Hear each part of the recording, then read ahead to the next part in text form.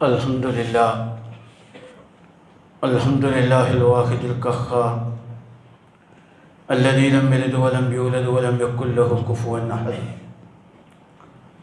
نحمده ونستعينه ونستغفره ونؤمن به ونتوكل عليه ونعوذ بالله تعالى من شرور أنفسنا ومن سيئات أعمالنا. من يهده الله فلا مضل له ومن يضلل فلا هادي له. ونشهد أن لا إله إلا الله وحده لا شريك له ونشهد أن محمدا عبده ورسوله أرسله بالهدى ودين الحق ليظهره على الدين كله ولو كره المشركون. اللهم صل على محمد وعلى آل محمد كما صليت على إبراهيم وعلى آل إبراهيم وبارك على محمد وعلى آل محمد كما باركت على إبراهيم وعلى آل إبراهيم في العالمين إنك حميد مجيد. أما بعد فإن خير الحديث كتاب الله وخير الهدي هدي محمد صلى الله عليه وسلم وشر الأمور محدثاتها وكل محدثة بدعة وكل بدعة ضلالة. أيها الناس أوصيكم ونفسي أولا بتقوى الله. أعوذ بالله السميع العليم من الشيطان الرجيم. المال والبنون زينة الحياة الدنيا والباقيات الصالحات خير عند ربك ثوابا وخير أملا. صدق الله العظيم. ആദരണീയരായ രക്ഷിതാക്കളെ, സഹോദരന്മാരെ, സഹോദരികളെ, അല്ലാഹു സുബ്ഹാനഹു വ തആല നമ്മെ എല്ലാവരെയും അനുഗ്രഹിക്കുമാറാകട്ടെ. അല്ലാഹുവിൻ്റെ പരിശുദ്ധ ദീനനുസരിച്ച് ജീവിക്കുവാൻ ഓരോരുത്തരെയും ആദ്യമായി എന്നെയും വസിയത്ത് നൽകുകയാണ്. നമ്മൾ ദുൽഹജ്ജ് മാസത്തിലേക്ക് അടുത്തുകൊണ്ടിരിക്കുകയാണ്. ഇബ്രാഹിം നബി അലൈഹിസ്സലാമിനെയും ഇസ്മായിൽ നബി അലൈഹിസ്സലാമിനെയും ഹാജറ അലൈഹിസ്സലാമിനെയും ഒക്കെ അനുസ്മരിക്കുന്ന ദിനങ്ങളാണ്. ആ വിഷയത്തിലേക്ക് പ്രവേശിക്കുന്നതിന് മുമ്പ് ഇബ്രാഹിം നബി അലൈഹിസ്സലാമിൻ്റെ പ്രവർത്തനങ്ങളിൽ അല്ലെങ്കിൽ പ്രാർത്ഥനകളിൽ വളരെ ശ്രദ്ധേയമായ ഒരു കാര്യം തൻ്റെ മക്കൾക്ക് വേണ്ടിയുള്ള പ്രാർത്ഥനയായിരുന്നു. ഇബ്രാഹിം നബി അലൈഹിസ്സലാം പ്രായമേറെത്തിയിട്ടും അദ്ദേഹത്തിന് മക്കളെ ലഭിച്ചിരുന്നില്ല. അത് കാരണം ഇബ്രാഹിം നബി അലൈഹിസ്സലാം അള്ളാഹുവിനോട് നിരന്തരം പ്രാർത്ഥിച്ചുകൊണ്ടിരുന്നു. റബ്ബി ഹബ്ലി മിനസ് സ്വാലിഹീൻ, പടച്ചവനെ, രക്ഷിതാവേ, സജ്ജനങ്ങളിൽപ്പെട്ടൊരു മകനെ എനിക്ക് തരണമേ, നല്ല ഒരു കുട്ടിയെ, സ്വാലിഹായ സന്താനത്തെ എനിക്ക് നൽകണമേ. അങ്ങനെ സന്താനത്തെ നൽകണമെന്ന് ഒരൊറ്റ പ്രാർത്ഥന മാത്രമല്ല, പലപ്പോഴും അദ്ദേഹം തൻ്റെ പ്രാർത്ഥനകളൊക്കെ മക്കളിലേക്ക് ചേർത്തതായിട്ട് കാണാൻ സാധിക്കും. റബ്ബി ജഅൽനി മുഖീമസ്സലാത്തി വമിൻ ദുർരിയത്തി റബ്ബനാ വതഖബ്ബൽ ദുആ. മറ്റൊരു ഇബ്രാഹിം നബി അലൈഹിസ്സലാം നടത്തിയ പ്രാർത്ഥനയാണത്. റബ്ബി, എൻ്റെ രക്ഷിതാവേ, ജഅൽനി മുഖീമസ്സലാത്ത് വമിൻ ദുർരിയത്തി, എന്നെയും എൻ്റെ സന്താനങ്ങളെയും നമസ്കാരം നിലനിർത്തുന്നവരാക്കി നീ മാറ്റണമേ. റബ്ബനാ വതഖബ്ബൽ ദുആ, പടച്ചവനെ, എൻ്റെ പ്രാർത്ഥന നീ സ്വീകരിക്കുമാറാകണേ എന്ന് പ്രാർത്ഥിച്ചതായിട്ട് കാണാൻ സാധിക്കും. ഇതേപോലെ ഇബ്രാഹിം നബി അലൈഹിസ്സലാം വീണ്ടും പ്രാർത്ഥിക്കുന്നുണ്ട്. വജുനുബിനി വബനിയ അൻ നഅ്ബുദൽ അസ്നാം.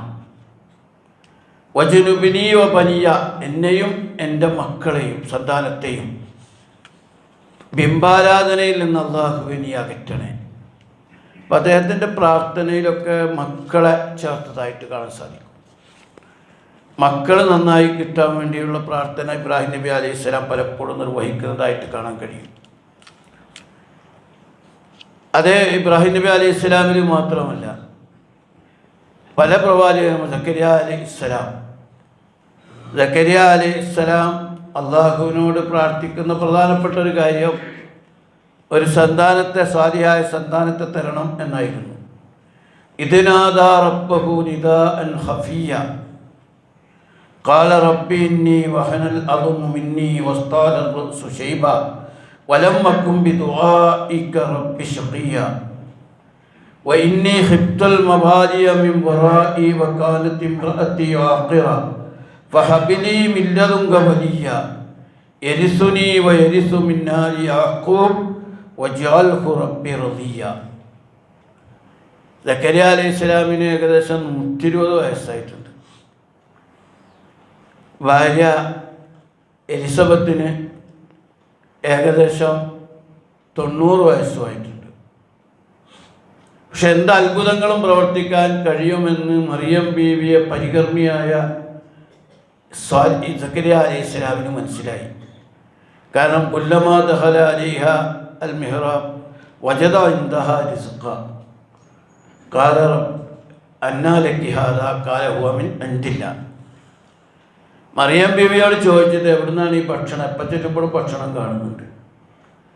അപ്പോൾ അവർ പറഞ്ഞത് അള്ളാഹുവിൽ എന്നുള്ളതാണ്. അപ്പോൾ വളരെ അത്ഭുതകരമായ ഘടനയിൽ മറിയം ബീവിക്ക് ഭക്ഷണം ലഭിക്കുന്നുണ്ട്. മാത്രമല്ല മറിയം ബീവിയുടെ മാതാവും പിതാവും ഇമ്രാനും ഹന്നയും അവർ വാർദ്ധക്യമേറെ എത്തിയിട്ടാണ് അള്ളാഹിനോട് പ്രാർത്ഥിച്ച് മക്കളെ കിട്ടിയത്. അപ്പോൾ അതുകൊണ്ട് തന്നെ സക്കരിയ അലൈഹിസ്സലാമിന് സംഗതി തനിക്ക് 120 വയസ്സും എലിസബത്തിന് 90 ആയെങ്കിലും അള്ളാഹിനോട് പ്രാർത്ഥിക്കണമെന്ന് അദ്ദേഹത്തിന് തോന്നി സന്താനത്തെ കിട്ടാൻ. എന്നിട്ട് ഇതിനാദാ റബ്ബഹു നിദാഅൻ ഖഫിയ, വളരെ പതുക്കെ അള്ളാഹിനോട് ഭക്തിപൂർവ്വം അദ്ദേഹം പ്രാർത്ഥിക്കുകയാണ്. ഖാല റബ്ബി ഇന്നി വഹനൽ അദ്മു മിന്നി വസ്താല റഅസു ശൈബ, എൻ്റെ എല്ലുകളൊക്കെ ദ്രവിച്ചിരിക്കുന്നു, എൻ്റെ തല മുടി പ്രകാശത്തിലിങ്ങനെ വെട്ടിത്തിളങ്ങുകയാണ്, നല്ല നരച്ചിരിക്കുന്നു. പക്ഷേ വലം അകും ബിദുആഇക റബ്ബി ശഖിയ, എൻ്റെ പ്രാർത്ഥനയിൽ ഞാൻ നിരാശനല്ല. അള്ളാഹിനോട് എത്ര ഘട്ടത്തിലാണെങ്കിലും പ്രാർത്ഥിക്കാമെന്ന്. എന്താ വിഷയം? വഇന്നി ഖിഫ്തുൽ മബാലിയ മിൻ വറാഇ വകാനത് ഇംറഅതി ആഖിറ വഹബിലി മിൻ ലദുൻക വലിയ. സൂറത്ത് മറിയമിൻ്റെ തുടക്കത്തിലുള്ള ആയത്തുകളാണ്. ഞാൻ എൻ്റെ അനന്തര അവകാശികൾ അല്ലെ എനിക്ക് ശേഷം വരുന്ന പരമ്പരയുടെ കാര്യത്തിൽ ഭയപ്പെടുകയാണ്. എൻ്റെ ഭാര്യയാണെങ്കിൽ വന്ധ്യയാണ്, പക്ഷേ നിൻ്റെ പക്കൽ നിന്ന് എനിക്കൊരു രക്ഷകനെ തരണം. യരിസുനി വയരിസു മിൻ ആലി യാക്കൂബ്, എനിക്കും യാക്കൂബിൻ്റെ സന്തതികൾക്കും അനന്തരം നൽകുന്ന ഒരു മക്കളെ തരണേ എന്ന് പ്രാർത്ഥിക്കുകയാണ്.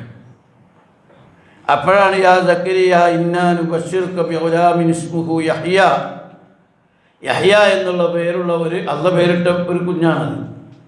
അല്ലാഹു തആല പേരിട്ട ഒരു അപൂർവ കുഞ്ഞാണ് യഹ്യ അലൈഹിസ്സലാം. ആ കുഞ്ഞിനെക്കുറിച്ച് സന്തോഷ വാർത്ത അറിയിക്കുന്നത്. ഇപ്പോൾ വിശുദ്ധ ഖുർആനിലെ അമ്പിയാക്കന്മാരുടെ ചരിത്രം നമ്മളിങ്ങനെ പഠിക്കുമ്പോഴൊക്കെ ആ അമ്പിയാക്കന്മാരുടെയൊക്കെ പ്രധാനപ്പെട്ട ഒരു പ്രാർത്ഥനയായിരുന്നു നല്ല മക്കളെ കിട്ടണേ, സാലിഹായ മക്കളെ കിട്ടണേ, ത്വയ്യിബായ മക്കളെ കിട്ടണേ, റബ്ബന അതുപോലെ അങ്ങനെ കിട്ടണേ എന്നുള്ള പ്രാർത്ഥന എല്ലാ അമ്പിയാക്കന്മാരുടെയൊക്കെ ഉള്ള വളരെ പ്രധാനപ്പെട്ട ഒരു പ്രാർത്ഥനയാണ്. ഞാനും പറയുന്നത് നമ്മുടെ മനസ്സിലെ വലിയൊരു ആഗ്രഹമാണ് നല്ല മക്കളുണ്ടാകണം എന്നുള്ളത്. നമ്മളൊക്കെ ഒരുപാട് അധ്വാനിക്കുന്നതും പണിയെടുക്കുന്നതൊക്കെ മക്കൾക്ക് വേണ്ടിയാണ്. പക്ഷെ നമ്മൾ പലപ്പോഴും ഈ മക്കളെ സ്വാലിഹായ മക്കളാക്കുന്നതിൽ ശ്രദ്ധിക്കാറില്ല. പുതിയ കാലത്ത് മക്കളും ചെറിയ മക്കളൊക്കെ വലിയ പ്രശ്നമാണ്. കുട്ടികൾ വല്ലാത്ത ചില മാനസികാവസ്ഥകളിലൊക്കെയാണ് വളരുന്നത്. അത്തരം കുട്ടികളെ ദീനുള്ള നല്ല മക്കളാക്കി വളർത്തുക എന്നത് വളരെ ശ്രമകരമായ സാഹസികമായ ഒരു പണിയാണ്. അതല്ലെങ്കിൽ ഈ മക്കളൊക്കെ നമുക്ക് എതിരെ തിരിയുന്നൊരു കാലം വരാൻ നിൽക്കുകയാണ്. കാരണം പുതിയ വിദ്യാഭ്യാസവും ലോകക്രമവും ഘടനയൊക്കെ സകല ധാർമ്മിക സനാതന മൂല്യങ്ങളെയും തള്ളിക്കളയുന്ന എല്ലാ തിന്മകളെയും വാരി കൂട്ടുന്ന ഒരു കാലഘട്ടത്തിലാണ് നമ്മളെ കുട്ടികൾ വളരുന്നത്. അവരുടെ ക്യാമ്പസുകൾ അതാണ്. ആ സന്ദർഭത്തിൽ പല രക്ഷിതാക്കളും പറയുന്നതാണ്, എൻ്റെ മക്കൾ ഇപ്പോൾ ദീനില്ല, അങ്ങനെയാണ് പഠിച്ചാൽ പല വർഷങ്ങളാണ് പറയുന്നത്. പക്ഷേ ഈ പ്രശ്നത്തിൽ നമുക്കൊരു പങ്കില്ലേ എന്ന് നമ്മൾ ആലോചിക്കണം. നമുക്കൊരു പങ്കില്ലേ? നമ്മുടെ മക്കൾ ഇപ്പോൾ വെക്കേഷൻ കാലമാണ്. ഇപ്പോൾ ഈ സദസ്സിങ്ങനെ നോക്കിയാൽ ജനസംഖ്യയിലെ വലിയൊരു വിഭാഗം കുറേ കൂടി മുതിർന്ന ചെറുപ്പക്കാരായ കുട്ടികൾ ഉണ്ടാവേണ്ടതാണ്. പക്ഷേ ഇപ്പോൾ ആളുകൾ ഏത് പള്ളിയിൽ പോയി നോക്കിയാലും അവരുടെ എണ്ണം കുറവാണ്. മറ്റേ ചില ക്യാമ്പസുകളോട് ചേർന്ന് അതല്ല, ഇപ്പോൾ വെക്കേഷൻ കാലമായിട്ടും കുറവാണ്. ഈ കുട്ടികൾ വലിയ സംഘർഷങ്ങളിലാണ്. അവർക്ക് സോഷ്യൽ മീഡിയയിൽ നിന്നും മറ്റൊക്കെ കിട്ടുന്നത് ഇസ്ലാം വിരുദ്ധമായ നിരീശ്വരത്വപരമായ ലിബറലിസത്തിൻ്റെ കാഴ്ചപ്പാടുകളാണ്. അവർ കാണുന്ന സിനിമകൾ അതാണ്. അതുകൊണ്ട് അടിച്ചു പൊളിക്കാനും എല്ലാ തിന്മകളിലേക്കും പെട്ടെന്ന് അവർ വഴുതി വിടാനുമുള്ള സാഹചര്യങ്ങൾ കൂടുതലാണ്. ലഹരി മരുന്ന് വളരെ വ്യാപകമാണ്. ക്രിമിനൽ സ്വഭാവങ്ങൾ വ്യാപകമാണ്. തനിക്ക് സ്വതന്ത്രമായി ഈ ദുനിയാവിൽ ജീവിക്കണമെന്ന ലിബറൽ കാഴ്ചപ്പാടിലേക്ക് വളരെ വേഗം നമ്മളെ കുട്ടികൾ വീഴുകയാണ്.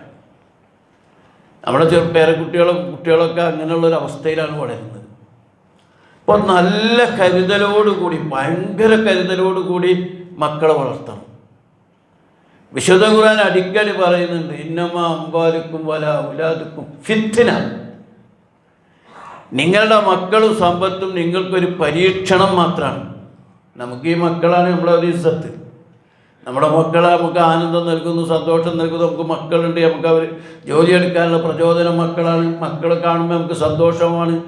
മക്കളെ നമുക്ക് ഒരുപാട് ഭൗതികമായും ആത്മീയമായും നമുക്ക് വലിയ ആവേശം നൽകിയതാണ്. പക്ഷേ ഈ മക്കളെങ്ങാനും ഉദ്ദേശിച്ച ഘടനയിൽ അല്ലെങ്കിൽ ഇന്നമാ അംവാലുക്കും വലാ ഔലാദുക്കും ഫിത്ന, അത് ഫിത്നയാണ്, ഭയങ്കര ഫിത്നയാണ്. അൽ മാലു വൽ ബനൂന സീനത്തുൽ ഹയാത്തി ദുനിയ. യഥാർത്ഥത്തിൽ ഈ സമ്പത്ത് സന്താനങ്ങളൊക്കെ ഐഹിക ജീവിതത്തിൻ്റെ ഒരു അലങ്കാരമാണ്. നമുക്ക് മക്കളുണ്ട്, നല്ല മക്കളൊക്കെ വലിയ ഡോക്ടറാണ്, അതാണ് ഇതാണ്, സയൻറ്റിസ്റ്റാണ്, ഉദ്യോഗസ്ഥരാണെന്നൊക്കെ ഇങ്ങനെ എല്ലാവരും പറയുകയും ചെയ്യാറുണ്ട്. പക്ഷെ ആ മക്കൾ അടിസ്ഥാനപരമായി പരലോകത്ത് വിജയിക്കുന്ന മക്കളല്ലെങ്കിൽ വൻ നഷ്ടമായിരിക്കും. ദീനുള്ള മക്കളല്ലെങ്കിൽ ഇഹലോകത്ത് നമുക്കും വലിയ പ്രശ്നമായിരിക്കും. നമ്മളിത് ഗൗരവത്തിലെടുക്കേണ്ട ഒരു വിഷയമാണ്. കാരണം വളരെ കരുതലോടുകൂടി ചെറുപ്പത്തിലെ കുട്ടികളെ ദീനി സംസ്കാരങ്ങൾ പഠിപ്പിച്ചും ഇസ്ലാം പഠിപ്പിച്ചും ആ മക്കളെ വളർത്തിയെടുക്കാൻ നമുക്ക് കഴിയണം. ഒരു വാപ്പാടെ ഏറ്റവും വലിയ ഭാഗ്യം എന്ന് പറഞ്ഞാൽ നല്ല ദീനുള്ള മക്കളെ കിട്ടലാണ്. ആ മക്കൾ മാതാപിതാക്കൾക്ക് വേണ്ടി ദുആ ചെയ്യുമ്പോൾ അത് 10 ഇരട്ടിയായി അള്ളാഹിൻ്റെ അടുക്കൽ സ്വീകരിക്കപ്പെടുമെന്നാണ്. ഞാൻ ഈ അടുത്ത് പൊന്നാനിയിലൊരു വിവാഹ പരിപാടി പങ്കെടുത്തപ്പോൾ എൻ്റെ കൂടെ ഭക്ഷണം കഴിക്കാൻ കൂടെ കഴിക്കാനുണ്ടായിരുന്നതിൽ 2-3 ഉസ്താദുമാരുണ്ടായിരുന്നു. അവർ ബീഹാർ വടക്കേ ഇന്ത്യയിലുള്ള ആളുകളാണ്. ഒരു 3 പേരും ഹാഫിളുകളാണ്, സഹോദരന്മാരാണ്. 3 പേരും സഹോദരന്മാരാണ്. ഞാൻ ചോദിച്ചു, നിങ്ങളെ വാപ്പയും ഉമ്മയും ജീവിച്ചിരിപ്പുണ്ടോ? ഉണ്ട്. ഞാൻ പറയും, ഭാഗ്യവാന്മാരാണ് അവർ. 3 ഹാഫിളീങ്ങളായ മക്കളെ കിട്ടിയ ഉപ്പയും ഉമ്മയും. പക്ഷെ അവരെന്നോട് പറഞ്ഞു, 3 അല്ല 8 പേരുണ്ട് ഞങ്ങൾ 8 പേരും ഹാഫിളീങ്ങളാണ്. ചിലപ്പോഴൊക്കെ നമ്മൾ ഗർഭടിക്കൽ 8 മക്കളിന് കുറെണ്ണം ഡോക്ടർ, കുറെണ്ണം എഞ്ചിനീയർ, കുറെണ്ണം ശാസ്ത്രജ്ഞൻ എന്നൊക്കെ പറഞ്ഞ് നടക്കുന്നതിനേക്കാൾ 8 മക്കളും ഹാഫിളുകളാണ്. ആ ഉപ്പയുടെ ഉമ്മയുടെ ഒരു ദറജങ്ങളൊന്ന് ആലോചിച്ച് നോക്കിയേ.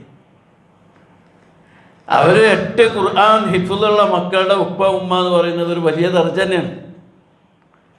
കാരണം ആ മക്കളെ എങ്ങനെ വന്നാലും ദീനിയായ സംസ്കാരത്തിലൂടെ ജീവിക്കുന്ന ആളുകളാകുമ്പോൾ റബ്ബനാ ഹബ് ലനാ മിൻ അസ്വാജിന വദുർരിയാതിന ഖുർറത അയുനി വജ്അൽനാ ലിൽ മുത്തഖീന ഇമാമ എന്ന് പ്രാർത്ഥിക്കുന്നവരാണ്. നമ്മുടെ കുടുംബത്തിന് ആ മാതാപിതാക്കൾക്കും കുടുംബത്തിനും വേണ്ടി പ്രാർത്ഥിക്കുന്നവരാണ്.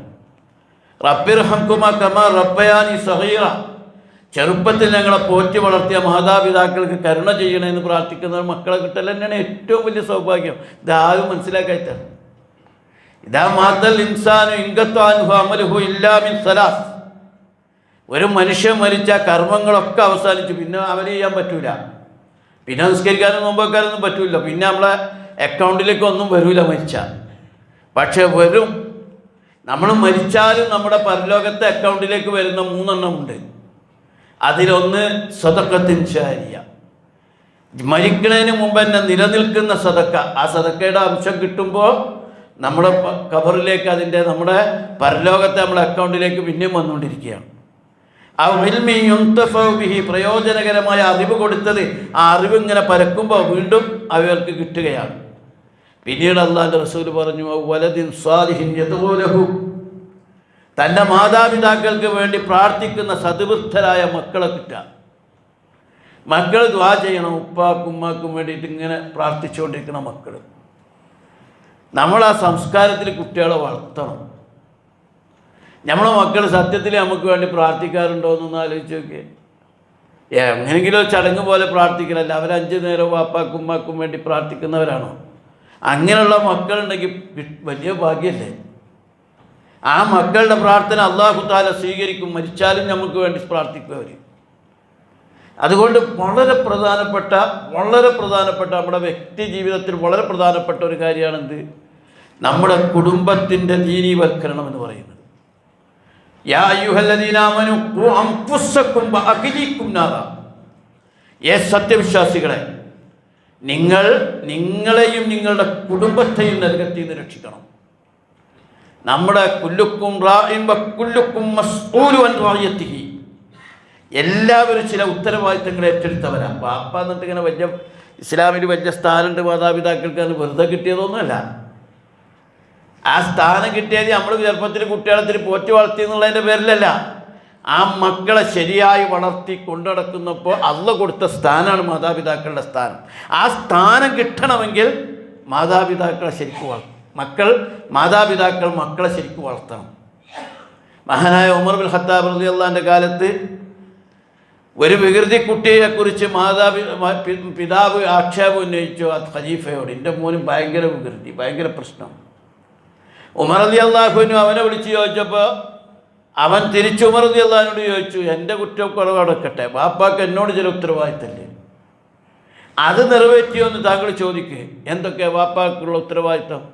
അപ്പോൾ ഉമർ റളിയല്ലാഹു അൻഹു പറഞ്ഞു, ആ ബാപ്പ നിനക്ക് നല്ല പേരിടണം, നല്ല ഉമ്മാനെ തരണം, നിന്നെ ഖുർആൻ പഠിപ്പിക്കണം, ദീന് പഠിപ്പിക്കണം, അതാണ് വാപ്പാട് ഉത്തരവാദിത്തം. ഇടത്ത വഴിക്ക് ആ കുട്ടി പറഞ്ഞു, ഇതൊന്നും എൻ്റെ വാപ്പ ചെയ്തിട്ടില്ല. എന്നെ ജോലി കരിവണ്ടി എന്നുള്ള പേരാണ് എനിക്കിട്ടത്, നല്ല പേരിട്ടില്ല, അതൊന്നും ശ്രദ്ധിച്ചില്ല.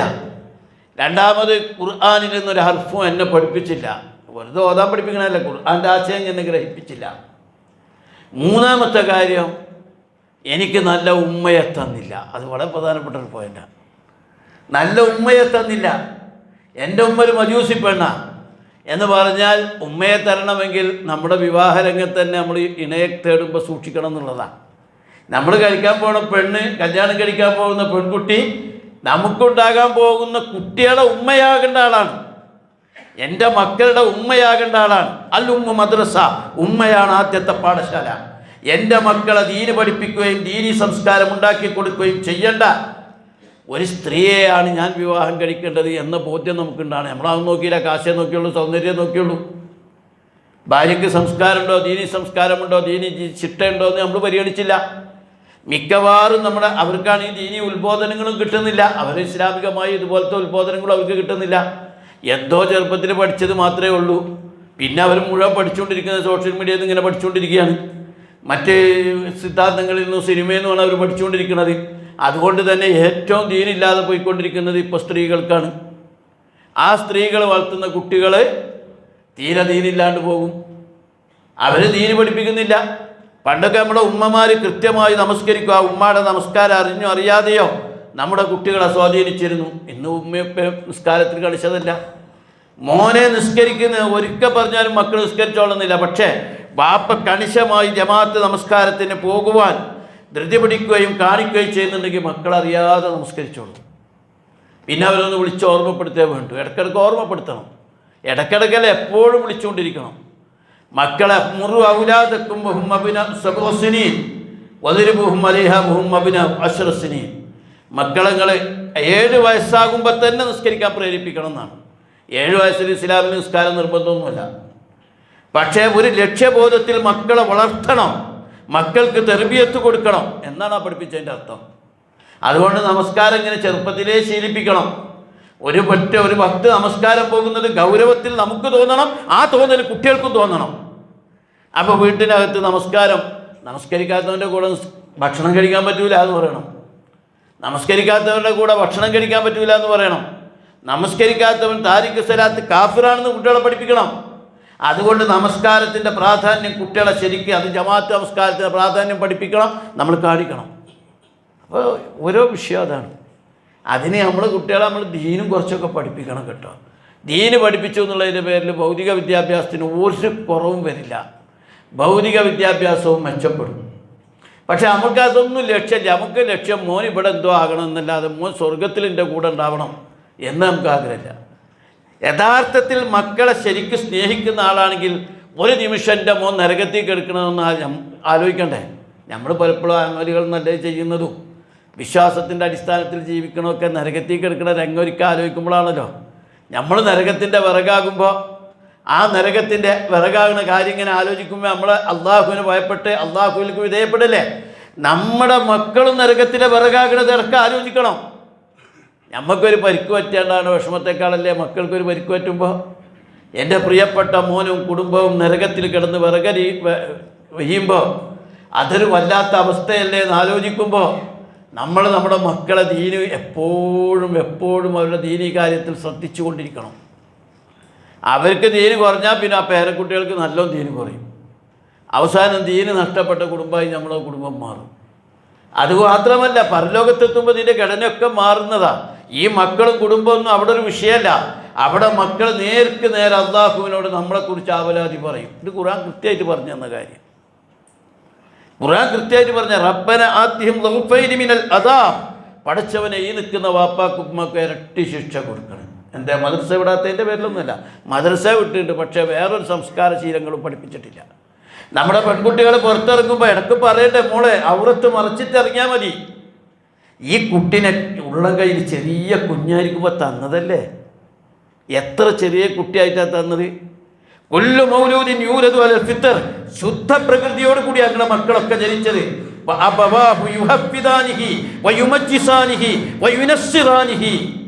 അള്ളാന്റെ റസൂല് പറയാ, ആ മക്കളെ യഹൂദനാക്കിയതും നസാറാക്കിയതും മജൂസിയാക്കിയതും ഒക്കെ ഉണ്ടല്ലോ, എല്ലാം അതിൻ്റെ മാതാപിതാക്കളാണ്.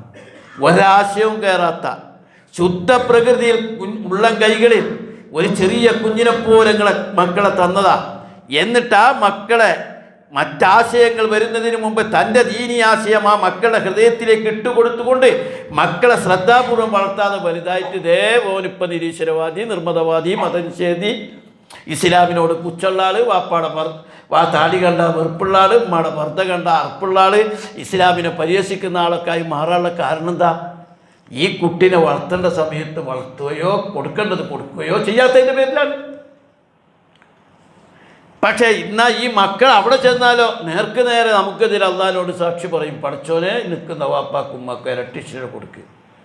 എന്നെ അങ്ങ് പഠിപ്പിക്കാൻ വിട്ടു, ഞാൻ അവിടെ വേറെ ഭൗതിക ലോകത്ത് ജീവിക്കുമ്പോൾ എൻ്റെ സ്വർഗത്തിൻ്റെ കാര്യം, എൻ്റെ പരലോകത്തിൻ്റെ കാര്യം ഈ വാപ്യമ്മയൊന്നും ആലോചിച്ചിട്ട് എനിക്ക് വേണ്ട ഉപദേശങ്ങൾ എന്നെ പ്രേരിപ്പിക്കുന്ന വിധത്തിൽ ഇടക്കൊക്കെ പറഞ്ഞിട്ടുണ്ടാവും എന്നുള്ളതല്ല, അതൊന്നും അല്ല പരിഗണിക്കൂല.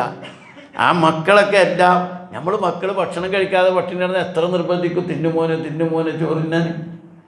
ഒരിക്കൽ പറഞ്ഞ് അവസാനിപ്പിക്കുമല്ലോ. നിസ്കരിക്കാത്ത മോനെ പറഞ്ഞ് പ്രേരിപ്പിച്ച് നമസ്കരിപ്പിക്കൂലേ? ഇസ്ലാമിൻ്റെ വസ്ത്രം ധരിക്കാതെ പുറത്തിറങ്ങുന്ന പെൺകുട്ടി ഉണ്ടെങ്കിൽ ഉമ്മ അങ്ങനെയാണെങ്കിൽ പിന്നെ പെൺകുട്ടികളുടെ കാര്യം പറയും വേണ്ട. നമ്മളെ ഭാര്യ ശരിയായ ദീനി വസ്ത്രമല്ല ധരിക്കണ കല്യാണത്തിനൊക്കെ പോകുമ്പോഴേക്കും നമ്മളെ പെൺകുട്ടികൾ അതിൻ്റെ ഇരട്ടിയായിരിക്കും. നമ്മളെ പെൺകുട്ടി മോശമായിട്ടാണ് ധരിച്ചെങ്കിൽ പേരക്കുട്ടി അതിൻ്റെ പകുതി പോലും വസ്ത്രം ധരിക്കൂല. ഇതൊക്കെ നടന്നുകൊണ്ടിരിക്കുന്ന കാര്യങ്ങളാണ്. അവസാനം എന്തായി? ഇപ്പോൾ മക്കൾ ലഹരി മരുന്നിന് എത്ര പേരാണെന്നറിയോ? വലിയൊരു വിഭാഗം കുട്ടികൾ ലഹരി മരുന്നിന് പെടുകയാണ്. അവരെ പിടിക്കാൻ വേണ്ടി നിൽക്കുകയാണ്. അവരെ നിരന്തരം നിരീക്ഷിക്കണ്ടേ, അവരെ സുഹൃത്താകണ്ടേ. ഞാൻ മുമ്പൊരിക്കൽ സൂചിപ്പിച്ചിരുന്നു, ഒരു ഇസ്ലാമിക കുടുംബം, മുസ്ലിം നല്ല ദീനി കുടുംബമാണ്, ദീനിയായ കുടുംബം. ബാപ്പിയും നല്ല ദീനിയാണ്, ഉമ്മയും നല്ല ദീനിയാണ്. അവർക്ക് 3 ആൺമക്കളാണ്. ആ 3 ആൺമക്കളും നല്ല സ്വഭാവമുള്ള നല്ല പിള്ളേരാണ്. പക്ഷേ ഒരിക്കൽ ഒരു മോനിക്ക് ഒരു ഇത്തിരി മാനസിക അസ്വസ്ഥത കണ്ടു, എന്തോ ഒരു കാട്ടിക്കുട്ടലൊക്കെ. അപ്പോൾ ഇവരൊരു കൗൺസിലറുടെ അടുത്ത് കൊണ്ടുപോയി. കൗൺസിലർ ഇവനെ കൗൺസിൽ ചെയ്തപ്പോഴാണ് കൗൺസിലർക്ക് മനസ്സിലായത് ഇവൻ ലഹരി മരുന്ന് ഉപയോഗിക്കുന്നുണ്ട്. നിസ്കരിക്കണ കുട്ടിയാണ്, നോമ്പ് വെക്കണ കുട്ടിയാണ്, വാപ്പാടെ കൂടെ ഖുർആൻ പഠിക്കുന്ന കുട്ടിയാണ്, ഒക്കെ ശരിയാണ്. പക്ഷേ ഇവൻ്റെ കൂട്ടുകാരെ കൂടെ കൂടിയിട്ട് ഇവൻ ലഹരി മരുന്ന് ഉപയോഗിക്കാൻ തുടങ്ങിയിരിക്കുന്നത്. ആ ലഹരി മരുന്നിൻ്റെ ചെറിയ എഫക്റ്റാണ് ഇടയ്ക്ക് ഇവൻ്റെ സ്വഭാവത്തിൽ കാണുന്ന മാറ്റം. ഇവനെ വീണ്ടും കൗൺസിൽ ചെയ്ത് പറഞ്ഞ് മനസ്സിലാക്കിയപ്പോഴാണ് ഇവൻ്റെ 2 സഹോദരന്മാർ 3 മക്കളും അതിന് അഡിക്റ്റഡാണ്. 3 മക്കളും ലഹരിക്ക് അഡിക്റ്റഡാണ്. പക്ഷേ ഒരു ലക്ഷണവും ഇല്ല. വാപ്പിയമ്മയും നോക്കുമ്പോൾ നല്ല മക്കൾ, നല്ല സ്വഭാവമുള്ള കുട്ടികൾ, ഒരിക്കൽ പോലും ഒരു കുഴപ്പം അവർക്ക് കണ്ടിട്ടില്ല. ഈ കൗൺസിലർ മാതാപിതാക്കളെ എത്തിയിട്ട് പറഞ്ഞു, നിങ്ങളെ മക്കൾ ലഹരിക്ക് അടിമപ്പെട്ടിരിക്കുന്നു പറഞ്ഞോളൂ. ഈ മാതാപിതാക്കൾ ക്ഷുഭിതരായി. നിങ്ങളെന്ത് വർത്തമാനം പറഞ്ഞാൽ ഞങ്ങളെ കൂടെ ജീവിക്കണ മക്കളല്ലേ, ഒരു കുഴപ്പവും ഞങ്ങളെ മക്കൾക്കില്ല, അങ്ങനെ ഇങ്ങനെ എന്നിട്ട് മാതാപിതാക്കൾ ഭയങ്കര പ്രശ്നം. അവസാനം കൗൺസിലർ പറഞ്ഞു, ഞാൻ അത് കാണിച്ചു തരാം. ഒരു ചെറിയൊരു ഡ്രാമ ഉണ്ട്. ആ ഡ്രാമ എന്താണെന്ന് പറഞ്ഞാൽ നിങ്ങളൊരു യാത്രയ്ക്ക് പ്ലാൻ ചെയ്യണം. പക്ഷേ കുട്ടികളോട് പറയേണ്ടത് അടുത്തൊരു സ്ഥലത്ത് പോയിട്ട് കുറച്ച് കഴിയുമ്പോഴത്തേക്ക് വരുമെന്നായിരിക്കണം. പക്ഷെ പോകേണ്ടത് ദൂരെ സ്ഥലത്തേക്കാണ്. അങ്ങനെ വാഹനം റെഡിയായി രാവിലെ തന്നെ പറഞ്ഞു നമുക്കൊരു സ്ഥലത്ത് പോകണമെന്നുണ്ട്. പെട്ടെന്ന് മക്കളെ കയറ്റി പുറപ്പെട്ടു. പക്ഷേ പറഞ്ഞ സ്ഥലത്തേക്കല്ല, ദൂര സ്ഥലത്തേക്കാണ് യാത്ര പോകുക. അപ്പോൾ ഒരു മക്കൾ ബഹളം കൂട്ടാൻ തുടങ്ങി. നിങ്ങൾ ഈ അടുത്തേക്ക് നിന്നിട്ടല്ലേ, ഇത്രയും ദൂരത്തേക്കാണ് ഞങ്ങളോട് പറഞ്ഞില്ലല്ലോ എന്നൊക്കെ പറഞ്ഞെങ്കിലും ഇവർ സമ്മതിച്ചില്ല. അന്ന് ഉച്ചയാകുമ്പോഴേക്കും മടങ്ങി വരുമെന്ന് കരുതിയിട്ടാണ് മക്കൾ വാഹനത്തിൽ കയറിയത്. പക്ഷേ അന്ന് രാത്രിയും അടുത്ത രാത്രിയും വരണ്ടാൻ തീരുമാനിച്ചിട്ടാണ് ഇവർ കൊണ്ടുപോകുന്നത്. പക്ഷേ ഉച്ച കഴിഞ്ഞ് വൈകുന്നേരം എത്തിയപ്പോൾ ഈ 3 മക്കളുടെ മുഖഭാവം മാറാൻ തുടങ്ങി.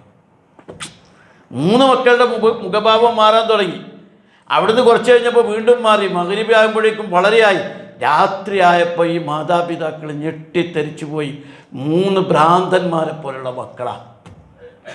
കാരണം ഇത് ദൂരക്കാ പോകുന്നതെന്ന് അറിയാത്തത് കൊണ്ട് ഇവർ സാധനം എടുത്തില്ല, ലഹരി മരുന്ന് എടുത്തില്ല. വേഗം വരുമല്ലോ എന്നാണ് കരുതിയത്. പക്ഷേ പെട്ടെന്ന് ദൂരേക്ക് പോയപ്പോൾ ലഹരി മരുന്നില്ല, അത് ഉപയോഗിക്കാൻ കഴിയാതായതോടുകൂടി രാത്രി ആകുമ്പോഴേക്കും ഭ്രാന്തുള്ള നല്ല 3 ഭ്രാന്തന്മാരായ മക്കളെ കണ്ട് ഈ മാതാപിതാക്കൾ ഭയങ്കര അവസ്ഥയിലായി, കരയിലായി. ഇതാണ് പലപ്പോഴും അവസ്ഥ. നമുക്കറിയില്ല, നമ്മളെ മക്കൾ പോലും ഇതിന് വീണിട്ടുണ്ടോയെന്ന് അറിയില്ല, നമ്മൾ പോലും വീണിട്ടുണ്ടോയെന്ന് അറിയില്ല എന്നാണ് പുതിയ കഥ. എന്ന് പറഞ്ഞാൽ അറിഞ്ഞോ അറിയാതെയോ ചില അഡിക്ഷൻ നമുക്ക് സംഭവിച്ചിട്ടുണ്ടോ എന്ന് തന്നെ നമ്മളറിയില്ല. ഈ ജാതി കെട്ട കാലത്ത് മക്കളെ വളർത്തുന്ന പോലെ വളർത്തിയിട്ടില്ലെങ്കിൽ നാളെ ആ മക്കൾ നമുക്കെതിരെ ശപിച്ചുകൊണ്ടിരിക്കും, നമ്മളെ ശപിച്ചുകൊണ്ടിരിക്കും. അതുകൊണ്ട് ഞാൻ പറയുന്നത് കുറച്ച് ദീനി വിദ്യാഭ്യാസം ബോധപൂർവം മക്കൾക്ക് നൽകണം, നല്ല ബോധപൂർവം. അവരെ വെക്കേഷൻ കാലത്ത് അല്ലെങ്കിൽ മറ്റു കാലത്തൊക്കെ നമ്മൾ കുട്ടികളെ എവിടെ പഠിപ്പിക്കണം. ഇപ്പോൾ നമ്മൾ +2 +1 തിരഞ്ഞെടുക്കുമ്പോഴും അതിനനുസരിച്ച് സംവിധാനങ്ങളുള്ളതുണ്ട്. ഒരിത്തിരി ഭൗതിക താല്പര്യം വെച്ചുകൊണ്ട് നമ്മൾ വേറെ എവിടെയെങ്കിലുമൊക്കെ കൊണ്ടുപോയി ചേർക്കും കേട്ടോ. ആൾ വലിയൊരു കാശുണ്ടാക്കും, ഡോക്ടർ എഞ്ചിനീയർ. ഈ ദുനിയാവിൽ കുറേ കാശുണ്ടാക്കിയിട്ട് എന്താ കാര്യം? പോയി ചെന്ന് ചാടുന്ന നരകത്തിലാണെങ്കിൽ മറ്റു സ്ഥലത്താണെങ്കിൽ. അതുകൊണ്ടാണ് ഖുർആൻ പറഞ്ഞത് ലാ തുൽഹിക്കും അംഫാലുക്കും വല ഔലാദുക്കും അൻ ദിക്രില്ല വമൻ യഫ്അൽ ദാലിക ഫഉലൈക ഹുമുൽ ഖാസിറൂൻ. നിങ്ങളുടെ സമ്പത്തിൻ്റെ കാര്യത്തിൽ, സന്താനത്തിൻ്റെ കാര്യത്തിൽ നിങ്ങൾ അശ്രദ്ധരാകരുത്. നിങ്ങൾ ഒരിക്കലും അശ്രദ്ധരാകരുത്. അങ്ങനെ അശ്രദ്ധരായവർ വൻ നഷ്ടത്തിലായിരിക്കും. അതുകൊണ്ട് നമ്മുടെ ഏറ്റവും വലിയ പണി നമുക്ക് സാധ്യമാകുമെന്നാണ് ഇസ്ലാം പഠിപ്പിക്കുന്നത്. പക്ഷെ അത് അള്ളാൻ്റെ ഒരു സഹായമൊക്കെ വേണം, നിരന്തര പ്രാർത്ഥന. നമ്മുടെ പ്രാർത്ഥന എന്തായിരിക്കണം? പ്രാർത്ഥനയും പണിയും വേണം കേട്ടോ. വെറുതെ പ്രാർത്ഥിച്ചാൽ പോരാ. കുഞ്ഞു കുട്ടികളായിരിക്കുമ്പോൾ തന്നെ ആ മക്കളെ ദീനിയായ ചിട്ടയിൽ ഇങ്ങനെ വളർത്തി അവരെ അഭിമാനബോധം ഉണ്ടാക്കി, അവരെ സ്വർഗം സ്വപ്നം കാണാൻ പഠിപ്പിച്ച്, നരകത്തെ പേടിക്കാൻ പഠിപ്പിച്ച്, ഇസ്ലാമിക സംസ്കാരത്തോട് അഭിനിവേശമുണ്ടാക്കി, ദീനി കൂട്ടുകെട്ടുകൾ സൃഷ്ടിച്ച്, ദീനി വലയങ്ങളിൽ അവരെ കൊണ്ടുപോയാക്കി ശ്രദ്ധാപൂർവം വളർത്തണം ഈ പുതിയ കാലത്ത് എന്നാണ് എനിക്ക് ഓർമ്മപ്പെടുത്താറുള്ളത്. ഈ പുതിയ കാലത്ത് വളരെ ശ്രദ്ധിക്കണം. അതല്ലെങ്കിൽ അയ്യോ, കേൾക്കുന്ന വാർത്തകൾ, കാണുന്ന സംഗതികൾ ഇതെല്ലാം വളരെ അപകടകരമായ അവസ്ഥയിലാണ്. പുതിയ ചില സിനിമകൾ പോലും കുട്ടികളുടെ ഈ തിന്മകളെക്കുറിച്ച് ബോധ്യപ്പെടുത്തുന്നുണ്ട് എന്നാണ് പറയപ്പെടുന്നത്. അതായത് അവരടിച്ച് അവരുടെ ലഹരി മരുന്നിൻ്റെ ഇടപാടുകളും, അതേപോലെ തന്നെ അതുമാത്രമല്ല പെൺകുട്ടികളെയൊക്കെ സെക്സ് റാക്കറ്റുകളൊക്കെ ഒരുപാട് പല രീതികളിൽ തെറ്റുകളിലേക്ക് നീങ്ങിക്കൊണ്ടിരിക്കുകയാണ്. അതുകൊണ്ട് ബേജാറാകല്ല വേണ്ടത്, വളരെ ശ്രദ്ധാപൂർവം നമ്മുടെ കുട്ടികളെ പേരക്കുട്ടികളെയൊക്കെ വളർത്തുന്നതിൽ നമ്മൾ കൊടുക്കുക. കുറച്ച് സമയം ദീന് പഠിപ്പിക്കാൻ വേണ്ടി വിടുക. അതൊന്നും ഒരു നഷ്ടമല്ല കേട്ടോ, ഭൗതികമായി തന്നെ വൻ ലാഭമായിരിക്കും. എന്നിട്ട് അവരെ പഠിപ്പിച്ച് അള്ളാഹുവിൻ്റെ കയ്യിൽ തവക്കുൽ ചെയ്യാൻ നമുക്ക് കഴിയണം. എൻ്റെ മോനെങ്ങനെ ഞാനിങ്ങനെ ഒപ്പിച്ചോടുത്ത് കൊണ്ടുപോയിട്ട് ഓനങ്ങനെ സുഖമായി ജീവിച്ചോളെന്നൊന്നും നമ്മൾ അഹങ്കരിക്കരുത്. നമ്മൾ അള്ളാഹുവിൽ തവക്കുൽ ചെയ്ത് ബാക്കി അള്ളാഹുവിന് വിട്ടുകൊടുത്തുകൊണ്ട് നമ്മുടെ കുടുംബത്തെ മുന്നോട്ട് കൊണ്ടുപോകാൻ നമുക്ക് ശരിക്കും സാധിക്കേണ്ടതുണ്ട്.